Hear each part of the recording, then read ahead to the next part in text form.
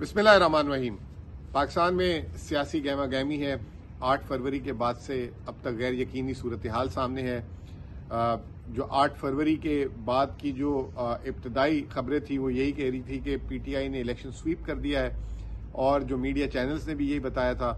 लेकिन उसके बाद अगले दिन जो है काया पलटी गई और जो है पीटीआई की जो मेजॉरिटी थी उसको जो है जो है उसको काफ़ी हद तक कम करके पीटीआई का क्लेम यही है कि 180 सीटें जीती हैं, लेकिन उसको कम करके जो है 92-95 सीटें कर दी गई।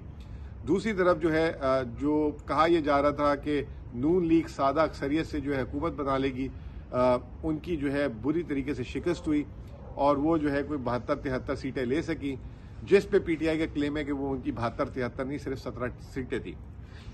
बहरहाल तमाम चीज़ें अपनी जगह। उसके बाद जो है हुकूमत साजी के लिए जोड़ तोड़ शुरू हुए।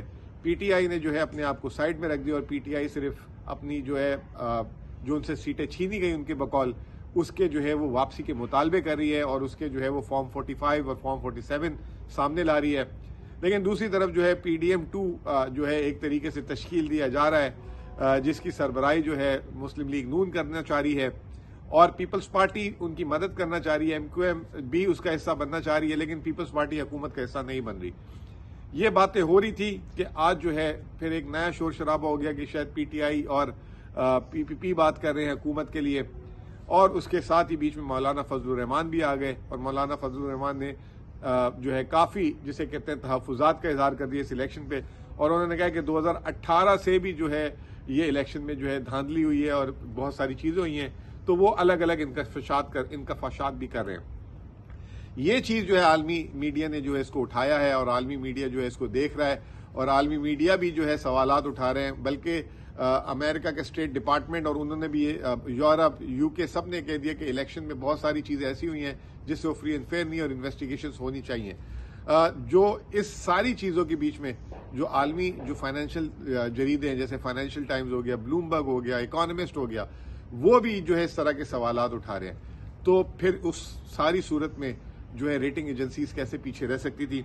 रेटिंग एजेंसीज में जो एक जो माइनाज नाम है मूडीज, उससे रिलेटेड एक जो है वेबसाइट जो है उसने इंकशाफ किया था, जो मैंने ट्वीट भी किया, और वो कहते हैं कि credit rating agency Moody's has cut Pakistan credit outlook, rating the credit outlook negative, citing persistent political uncertainty worsened by inconclusive elections result.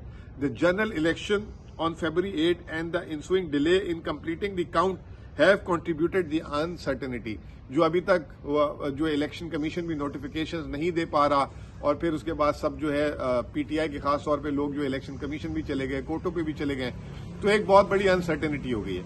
Moody's का कहना यह है कि ये जो है चीज क्रेडिट नेगेटिव है पाकिस्तान के लिए, खास तौर पे पाकिस्तान एक फाइनेंशियल क्रंच में है और पाकिस्तान की इस वक्त मईशत जो है वो बहुत ही जिसे कहते हैं कि टफ टाइम से गुजर रही है। पाकिस्तान की बहुत सारी अदायगियां हैं और पाकिस्तान का जो ये अभी जो हाल में जो IMF प्रोग्राम है वो भी मार्च में खत्म हो रहा है और पाकिस्तान बगैर किसी डिले के पाकिस्तान को जो है फौरी तौर पे अप्रैल में नया प्रोग्राम चाहिए।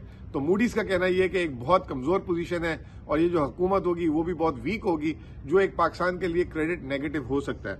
इस चीज की मैंने मजीद तस्दीक की तो इसमें जो है जो चीज सामने आई वो आई है ब्लूमबर्ग की एक और स्टोरी आई है, वो भी मैं आपको बता देता हूं।